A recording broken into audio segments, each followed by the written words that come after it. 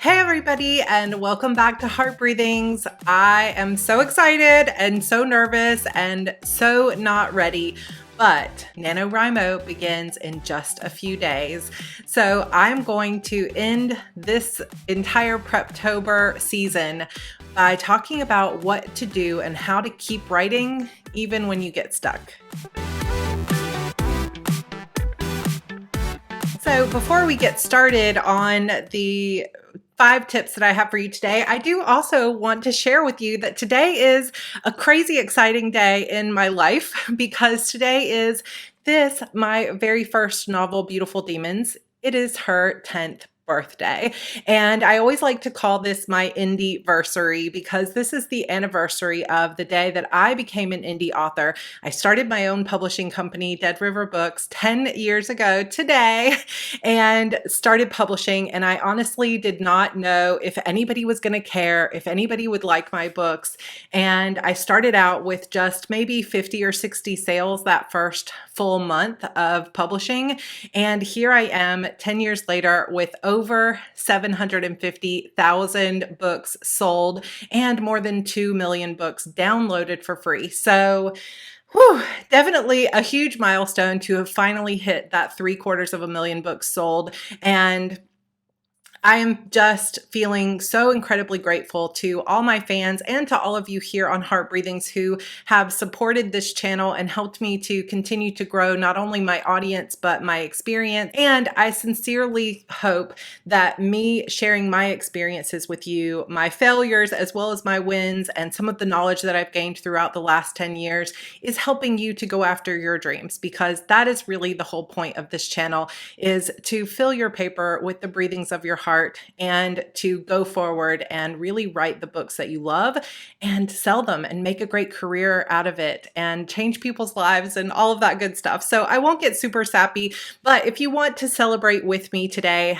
I have been running a 13-day spectacular Halloween party over on my other YouTube channel, which is really for fans of my books. But if you would like to be fans of my books, you are most welcome there as well. I will be doing a special live stream there tomorrow. And again, on Saturday, I have a huge announcement going up for my fans on Saturday. So it's a special Halloween edition of the Sarra Cannon Spooktacular Halloween Party.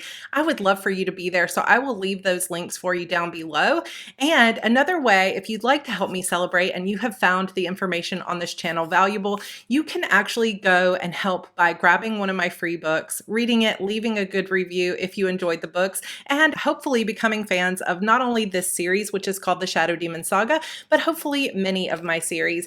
Over the past 10 years, I have written and published 26 novels. I have just put my 27th book up for pre-order, and over the month of November, I am going to be doing final edits on that book and getting it published, so it comes out on November 23rd, and I will be writing my 28th novel, which is called The Witch's Door, and I am super excited about working on this book, and I am going to be doing daily NaNoWriMo diaries or vlogs throughout the month of November. So you can see a behind the scenes view of not only how I am finishing up the final edits, getting it through my beta readers and my proofreader and final editor, formatting the book. You'll see that whole process of getting one book published and writing the rough draft of another, all while doing NaNoWriMo vlogs and having 2 small children at home. So it's going to be an adventure, and I hope that you'll join me. As another aside, I am giving away an entire set of all 14 of my paperback books that are in the Shadow Demon Saga world, not only including the 10 books in the main series,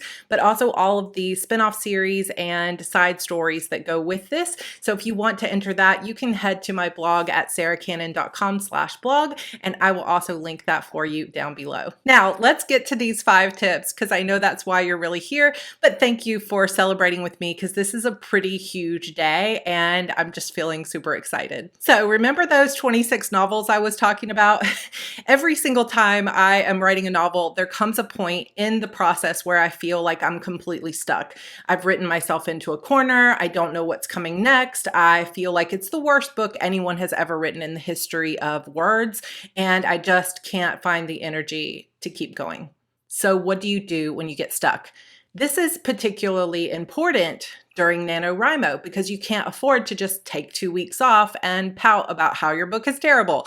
You have to just keep writing. So I have 5 tips for you today, which are basically the 5 tips that I turn to every time I get stuck.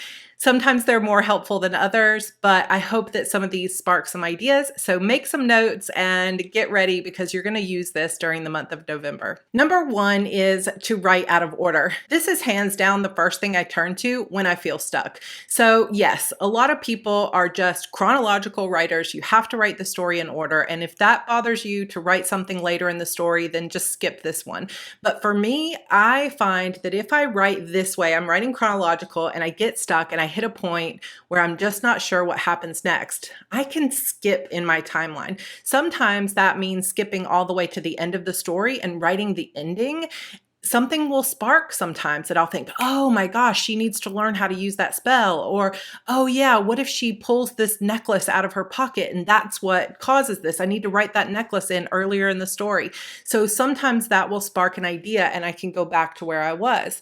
Sometimes I don't even skip all the way to the end. I just skip to the next chapter I know. So let's say I'm stuck because I'm not sure what Harper's reaction is going to be or how she's going to handle this information that she's just come across. But I do know that at the beginning of Act 2, she's going to be, exploring this new world of life inside the Order of Shadows. So I could just skip maybe a couple of chapters because I don't know this reaction and start writing the beginning of Act 2 because I do know what that looks like. When I do this in my notes of my novel, I will often do XX, which I talk about in my video series on how to edit a novel because you don't really have a lot of words that have 2 X's in them. So I will put an XX to mark the fact that I'm making a note to myself inside the manuscript. And I'll say something like, no idea what happens here, so I'm going to skip ahead to Act 2 and come back and fill this in. And then I will literally just go to the next chapter and start writing the next thing I know. If tomorrow, 2 days from now, a week from now, I get some kind of idea about what needs to fill in those gaps, I'll just go back between those chapters and insert new writing. Or sometimes I just continue on and I write to the end of the book. And then when I'm done and I'm ready to start my edits, the first thing I do is I search for those double X's and I will see that note to myself that said I skipped this chapter. And at that point, I already know the ending of the story. So it's much more likely that I'm going to be able to come back and fill in these couple of chapters because I'll know what needs to connect the dots, so to speak. So writing out of order, just having that conversation that you know is going to come later, or writing the scene that you know will come towards the end, or something that's got to set up, the final climactic moment or something like that, can sometimes just shake loose whatever is stuck in your head and it just gets your fingers flowing again. So don't be afraid to skip forward. The main thing here is just to make sure that you have some way of organizing your ideas, like leaving yourself a note in the manuscript, or if you're writing in Scrivener, you could start like a whole new section because you can move those around in Scrivener. If you're writing inside Google Docs, just give yourself a heading so it has an outline on the side. So give yourself a heading that says skipped to the next chapter. So you kind of understand where you are in the order of things because you don't want to like write everything out of order and then have no idea later how it all fits together. So you might want to leave yourself some notes. But other than that, this is a great way to get yourself moving again without just missing weeks of writing. Tip number 2 is to talk it out with a friend. There's got to be some kind of science here about how our brains work because I can legitimately be typing away. I can write and journal, for weeks on a problem in my story. But the second I sit down with my husband or say, let's go for a walk and try to figure this out, new ideas start to come to me because there's just something about talking it out, speaking the words out loud that can bring up new ideas, or having somebody else to bounce ideas off of. So you can sit there inside your brain and be thinking about the story over and over and over again. But sometimes it can feel like you're just that hamster on a wheel, just go, go, go, but you're never getting anywhere. When you start actually explaining your story to someone else and you have to put it into words like you're trying to get someone else to understand what you're trying to say, sometimes those thoughts will organize themselves in a way that you weren't expecting, and suddenly that idea comes. Or And my husband likes to joke about this a lot. The person that you're talking to will come up with some really terrible ideas that were not at all things that you wanted for this book. But just hearing the bad ideas can sometimes spark something new inside you that goes, well, I don't want her to do that, but what if she does this? And this happens all the time. And my husband makes jokes about how he gives me terrible ideas so that I can come up with the really good ones afterwards, because it's very rare that something he suggests to me makes it into the novel, but it's just the process of talking through it that gets the ideas flowing again. So talk through it with a friend. Grab your best friend, your critique partner, tag somebody in one of your writing sprints groups or on the Nano site, and just start explaining to them. If you can do it in a video call or in person or on the phone where you're actually speaking instead of typing, I think it's helpful in that way. If you don't have anybody that you trust enough or that supports you enough to talk through your story, then actually open up a video editing software or Marco Polo on your phone, or just the video function on your phone, and talk to yourself as if you were trying to explain it to me, and just say, hey, Sarah, this is what I'm going through. And sometimes just the act of talking through it, even if there isn't someone else on the line, is going to help you out a lot. So give this a try, talk through your story, physically talk through it, and see if that sparks some new ideas. Tip number 3 is to play the what if game. So when I was a little girl, I used to do this all the time. Even though it wasn't a game for myself, it was more of just, I was worried about everything. What if I get sick and I can't show up? What if I fall off the slide and make a fool of myself? I had always this sort of what if narrative going on in my head, and I never knew that it would come in handy once I became a professional author. But what I love to do now is to actually take those years of experience worrying about what might happen next and apply it to my story. So when I get stuck, I will actually take out a piece of paper and I will write down what if ... And then I will set a timer for 30 minutes and try to come up with as many what if scenarios for my main character as I possibly can. Sometimes I will do a little bit of pre-work before I play the what if game and actually start making a list. And I will start to think, okay, what's the absolute worst thing that can happen to my character? What does she care about more than anything else in the world that it would hurt her so badly to lose? And then I will, once I kind of ground myself in what my character cares most about, what would complicate her life the most, what's the worst thing that could possibly happen to her or to complicate the story, then I will set that timer and start just letting ideas flow. 30 minutes, how many can I get down on there? And I will sometimes try to be like, I'm going to challenge myself to get 50 really good ideas in 30 minutes or 25 really good ideas in 30 minutes. And when you're pushing yourself past like 3 or 4 ideas, you're going to start to kind of have to open your mind and just think outside the box. And these can be ridiculous ideas. What if my character dies in chapter 5? Okay, maybe that's ridiculous because she's got like 6 more books to survive through, but maybe that will spark something. Oh my gosh, what if she does die and then they have to revive her? You just will have to think in new ways, and it pushes you to do that. So what if ... and then list as many things as you can. What if she loses access to her magic? What if Jackson breaks up with her? What if she finds out some kind of devastating history about her mother? What if she gets found doing something that's illegal to the Order of Shadows and they kidnap her? It could be any number of things, but just start throwing them out there. Even if they're ridiculous, something in that list might really start to spark your imagination. Sometimes you'll be writing that list and suddenly something will spark, like number 10 on your list, and you'll go, that's what needs to happen. You can stop that timer and just get back to writing. But if you make it to the end of the 30 minutes and nothing has really grabbed your attention, just pick the one that you liked the best and get back to writing. Even if you know this is not going in the final document, just keep working through it, because the worst thing you can do during Nano, or really any time in my opinion, is to get stuck and then just abandon your story altogether. Do something that gets you writing again. Even if it's not the right thing, it's going to move you in the right direction because it's going to help you explore where the story will need to go in the future. Tip number 4 is check in on what your villain is up to. Now, this is something that I really love to do because it also is another thing that gets me thinking outside the box. We spend so much time, especially when we're writing a single POV story like this, that we're just thinking about that one character. We're in her head, we're thinking about what she's going through. And sure, we've thought through what are the attacks? What is she going to have to fight? What's the conflict going on here? But if you get stuck and you just aren't sure where the story's going next, take a moment to kind of step into your villain's head and life for a little while. What does your villain think about what your heroine's been doing?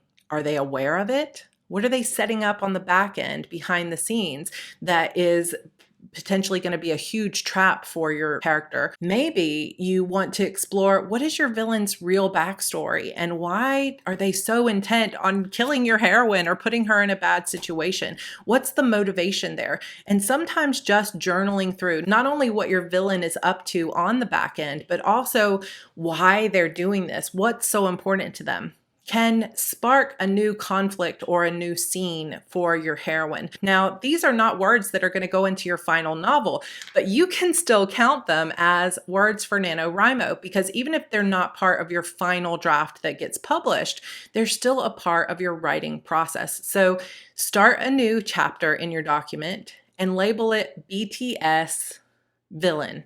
That for me always tells me this is a behind the scenes chapter. This is not something that I want to go into my novel, but it's behind the scenes, which means it's progressing my thought. It's somehow progressing the story, even if it's not being seen by the reader. So when I get to this in edits, I'll see the BTS behind the scenes and I'll know that it's going to be cut from the book, but you can still count those words toward Nano because they are part of your writing process and your journey. And finally, tip number 5 is to watch a movie.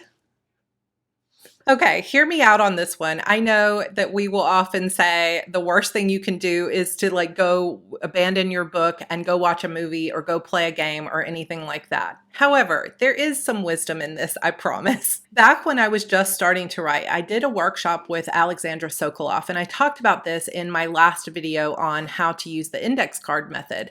And one of the things that she suggested was making several top 10 lists. So, for example, making a top 10 list of 10 heroines who are similar in some way to your heroine.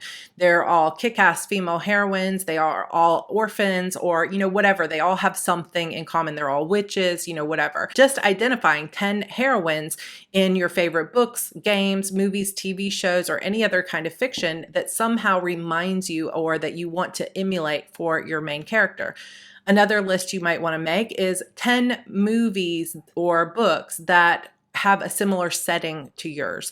So if I was working on Fate's Surrender, which is my zombie apocalypse / fantasy, I would make a list of 10 post-apocalyptic witchy fantasy things. Some of them might have a reincarnation theme. Some of them might be straight zombie films, or some of them might be more like witchy fantasy, witches with swords, who knows? But as long as it has some kind of element that feels similar in setting or premise to my book, then it might spark some new ideas for me. So this actually is something that I utilized recently because I have a top 10 list of stories for that zombie apocalypse novel.